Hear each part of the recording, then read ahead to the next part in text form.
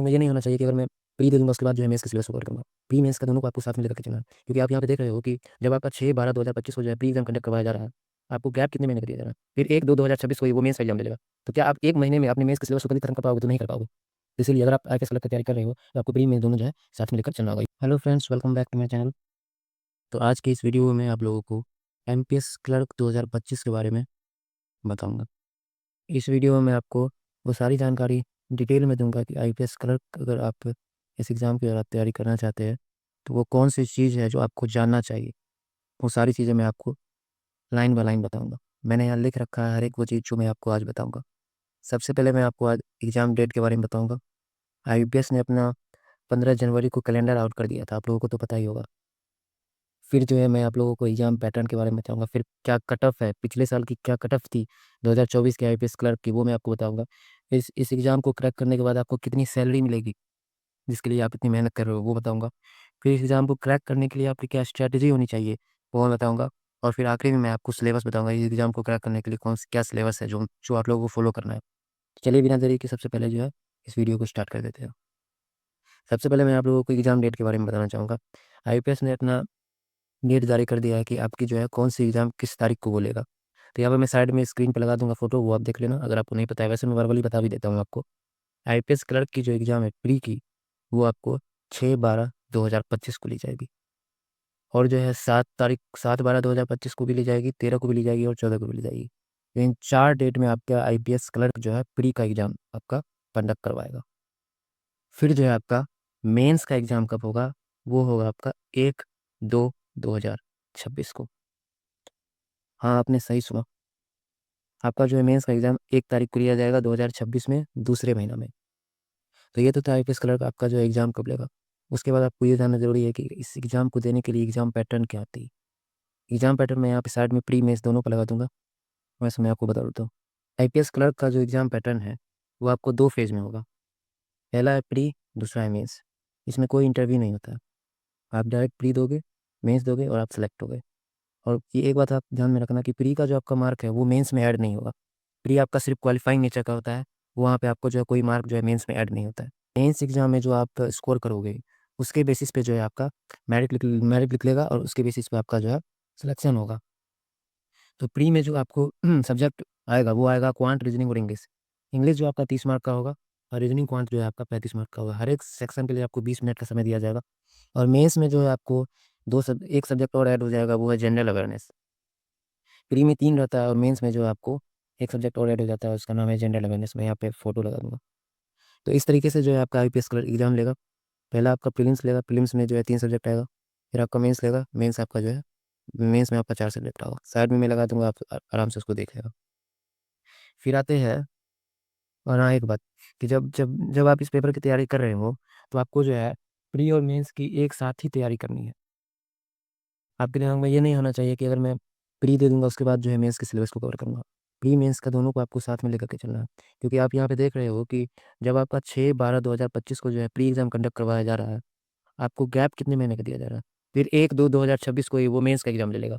तो क्या आप 1 महीने में अपने मेंस के सिलेबस को कभी खत्म कर पाओगे? तो नहीं कर पाओगे। तो इसीलिए अगर आप आईपीएस क्लर्क की तैयारी कर रहे हो, तो आपको प्री मेंस दोनों जो है साथ में लेकर चलना होगा। ये तो हो गया एग्ज़ाम डेट के बारे में बात कर ली, एग्ज़ाम पैटर्न के बारे में बात कर लिए।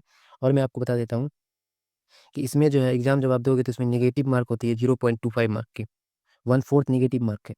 अगर आपको 30 मार्क का क्वेश्चन है, उसमें अगर आप एक क्वेश्चन गलत कर दोगे, तो आपका जो है 0.25 मार्क कट कर लिया जाएगा। जैसे कि मान लीजिए आपका जो है 10 मान लीजिए 30 मार्क का है और उसमें से 30 में से जो आप जो है 15 क्वेश्चन को अटेम्प्ट किए और उस 15 में से अगर आप जो है 14 आपका सही हुआ और 1 गलत हो गया, तो आपका वो जो 15वाँ क्वेश्चन जो गलत हुआ, उसका 1 मार्क तो कटेगा ही, साथ में आपका जो 14 मार्क आपको मिला, उसमें से आपका 0.25 मार्क जो है डिडक्ट कर लिया जाएगा।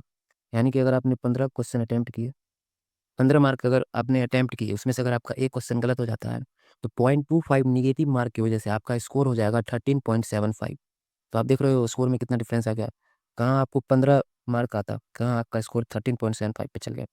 आपको हमेशा ध्यान रखना है, अगर आप कोई भी क्वेश्चन आपको नहीं आ रहा है, तो आप जो है उसको या तो रिस्क लेकर के आप बना सकते हो या फिर रिस्क नहीं लेकर के आप उसको छोड़ सकते हो। छोड़ दोगे तो 15 में आप 15% किए, मान लीजिए आपकी जो है 15 में क्वेश्चन में से एक क्वेश्चन आपका डाउट हो रहा है तो आप 14 ही अटैम्प्ट करिए, आपको 14 मार्क आराम से मिल जाएगा। अगर आप एक क्वेश्चन अटैम्प्ट कर लोगे, रिस्क ले लोगे, तो आपका तुरंत जो है 13.75 मार्क हो जाएगा। यहाँ आपको 14 मार्क मिलता है, वहाँ आपको 0.25 मार्क कम मिलेगा। तो एक एक मार्क के लिए जो है वहाँ पे जो मारामारी हो जाता है, क्योंकि जो आपको पता ही होगा सिलेक्शन के लिए अगर आपको 0.25 मार्क कम है कट ऑफ से, तो आप जो है छट जाओगे। ये बहुत सोच समझ के जो आप करना सारा चीज़। तो ये तो मैंने आपको एग्जाम पैटर्न के बारे में बता दिया, आपको मैं कट ऑफ के बारे में बता देता हूँ।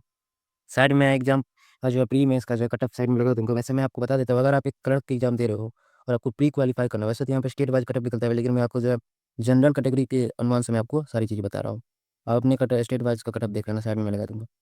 यहाँ पे जो अगर आप क्लर्क की एग्जाम दोगे तो आपको जो है 80 से 85 के बीच में अपना स्कोर रखना है, तभी जो है। वैसे ये जनरल का है, अगर आपका 70 से 80 के बीच में भी आ रहा है तो भी ठीक है, लेकिन मैं एक आपको एवरेज बता के चल रहा हूँ कि 80 हो तो भी ठीक है, या 80 के नीचे, या फिर 75 से 80 हो तो भी ठीक है, 80 से 85 हो तो भी ठीक है। ये प्री का मैं बता रहा हूँ। मेंस का जो आप यहाँ पे साइड में लगा दूँगा वो देखना है। तो ये हो गया कट ऑफ के बारे में कि आपको जो है इतना जो है लेकर के अनुमान चलना होगा, 80 से 85 लेकर के आपको चलना होगा। अगर आप चाहते हो कि मैं फर्स्ट टाइम में करूँ तो इतना आपका स्कोर होना चाहिए। अब आ जाते हैं सैलरी पे कि आपको सैलरी कितना मिलेगा। अगर आप एक आईपीएस क्लर्क को क्वालीफाई कर लोगे तो मैं आपको मोटा-मोटी सैलरी बता देता हूँ, 45K तक आपको जो है सैलरी मिलेगी। फिर आता हूँ मैं आपको जो है सैलरी के लिए बता दिया, फिर आता है मैं आपको सिलेबस पहले मैं बता देता हूँ। सिलेबस में रीजनिंग, क्वांट, इंग्लिश का जो यहाँ पे पिक्चर लगा दूँगा, आप उसका स्क्रीनशॉट ले लेना। और आपको सिलेबस तो पता चल गया, लेकिन आपको ये पता करना होगा कि सिलेबस को कंप्लीट कैसे करूँ मैं। तो इसके लिए आपकी क्या स्ट्रैटेजी होनी चाहिए वो मैं आपको पुट करता हूँ। आपको क्या करना है, सबसे पहले अपना जो है फाउंडेशन कंप्लीट करना है। रीजनिंग की, क्वांट की, इंग्लिश की आराम से वीडियो देख लो। पेड कोर्स है वहाँ से देख लो, यूट्यूब पे बहुत सारी वीडियो अवेलेबल है, वहाँ से देख लो। मैंने हर एक सेक्शन वाइज करके वीडियो बना रखा है। क्वांट, रीजनिंग, इंग्लिश को आप कहाँ से पढ़ोगे, टॉपिक वाइज मैंने वीडियो बनाया है, जा करके देख लेना चैनल पे। वीडियो अवेलेबल है, डिस्क्रिप्शन में लिंक भी डाल देंगे। फिर आप जो है वीडियो से कवर कर सकते हो या फिर पेड क्लासेस से कवर कर सकते हो। जहाँ से हो वहाँ से आपको जो सबसे पहले फाउंडेशन क्लियर करना है। जो मैं बता रहा हूँ आपको ध्यान से सुनना है। सबसे पहले आपको फाउंडेशन क्लियर करना है। फाउंडेशन क्लियर करने के बाद जो है आपको सारा चीज़ का फाउंडेशन क्लियर कर लिया, इंग्लिश का क्लियर कर लिया, रीजनिंग, मैथ सारा चीज़ कर लिया। जीए भी आपको शुरू से ही लेकर के चलना है। ये नहीं आपको सोचना है कि यार मार्च अप्रैल बीत जाएगा तो फिर मैं जीए करूँगा। जीए जो है बहुत ज़्यादा जो है थोड़ा हार्ड पूछने लगा है, तो आप वो आपको पहले से करना होगा। तो फिर आपको जो है जब आप सिलेबस कंप्लीट कर लोगे, फाउंडेशन मजबूत कर लोगे, तो आपको प्रैक्टिस करना है। टॉपिक वाइज प्रैक्टिस करना है। हर एक सेक्शन की रीजनिंग की, सिलोग, अल्फान्यूमेरिक ये करके सारा टॉपिक का आपको प्रैक्टिस करना है। आप कहाँ से पढ़ोगे, या तो बुक से कर सकते हो या तो पीडीएफ से कर सकते हो। बुक से रिलेटेड भी मैंने वीडियो बना रखा है, वहाँ पे भी आप जाकर चैनल पे विजिट करके देख सकते हो। पूरा डिटेल में मैंने वीडियो बनाया है कि आपको अगर एग्जाम क्रैक करना है तो कौन सा बुक जो है फॉलो करना चाहिए, वहाँ जाकर के आप देख लेना चैनल पे। फिर जब आप टॉपिक वाइज जो है प्रैक्टिस कर लोगे बुक से, पीडीएफ से, तब आपको जो है टेस्ट देना है। ये टेस्ट आप कहाँ से दोगे, या तो आप क्विज दे सकते हो या तो आप मॉक दे सकते हो। मॉक कैसे दोगे, सबसे पहले आप सेक्शनल मॉक देना। हर एक टॉपिक का जो जैसे रीजनिंग, मैथ, इंग्लिश का जो सेक्शनल देना, उसमें अपना स्कोर देख लेना कि जो मेरा स्कोर क्या आ रहा है। जब आपका स्कोर अच्छा खासा आने लगेगा, या फिर जब आपका जो है सेक्शनल वाइज जो है सारा चीज़ मजबूत हो जाएगा, तब आप एक फुल लेंथ मॉक देना। फुल लेंथ मॉक में जैसे एग्जाम होता है उस तरीका से आपको जो है मॉक दिया रहेगा। उसमें आप देखोगे कि आपको कितना मार्क आ रहा है। फिर आपको ये पता चलेगा कि इस ये सेक्शन में मेरा कम मार्क आ रहा है, ये सेक्शन में मेरा ज़्यादा मार्क आया। तो फिर आप उस पे जो है एनालिसिस करना है कि आखिर क्यों मुझे इस सेक्शन में कम मार्क आया। मान लीजिए आपके फुल लेंथ मॉक लगाए और रीजनिंग में आपको कम मार्क आए, तो उस बेसिस पे आप देखना है कि कौन से टॉपिक में जो मुझे कम मार्क मिले, कौन सा टॉपिक मेरा वीक है। उस टॉपिक पे आप फिर से जो है उस टॉपिक की जो है वीडियो खोलना, या फिर पेड में वीडियो वो देखना, उस पे आप जो है फिर काम कर लेना। इससे आपका क्या होगा कि आपको कौन सा टॉपिक वीक है वो पता चल जाएगा। उसके आप फिर जो है उस पे मेहनत करके उसको आप मजबूत कर लोगे। तो ये थे कि आपको इस तरीके से पढ़ना है। सबसे पहले आपको फाउंडेशन मजबूत करना है, फिर फाउंडेशन मजबूत जब आप कर लोगे तो आपको टॉपिक वाइज़ टेस्ट देना है, बुक से पीडीएफ से प्रैक्टिस कर लेना है। आपको जो है सेक्शनल मॉक देना है सबसे पहले, फिर आपको सेक्शनल मॉक जब आप दे करके स्कोर आप अच्छा कर लोगे तो आपको फुल लेंथ मॉक देना है। फिर आपको जो है उसमें अगर मान लीजिए कोई भी सब्जेक्ट में आपका कम मार्क आया तो आप जो उसपे फिर से मेहनत करके उसको जो है आप कवर कर लेना। इससे आपका क्या होगा कि एक जो है सिलेबस जितना भी है वो आपका पूरा कवर हो जाएगा। इससे आपका जो है एक इस तरीके से जब आप पढ़ोगे तो आप एग्ज़ाम जो है फर्स्ट टाइम में ही अच्छे से क्लियर कर लोगे। तो ये थी IAS क्लर्क 2025 के बारे में। मैंने आपको सारी चीज़ें के बारे में बता दी कि एग्ज़ाम डेट क्या है, पैटर्न क्या है, कट ऑफ क्या होती है, सैलरी क्या होती है, क्या सिलेबस होती है, किस तरीके से पढ़ना है। ये सारी चीज़ें आपको पता चल चुकी है, और आपको जैसे मैंने बताया उस टाइप से अगर आप पढ़ोगे तो आपका जो फर्स्ट टाइम में क्लियर हो जाएगा। ये थी आज की जानकारी। अगर आपको जानकारी अच्छी लगी हो तो प्लीज़ सब्सक्राइब करना। मिलते हैं अगले टॉपिक पर किसी नई वीडियो में।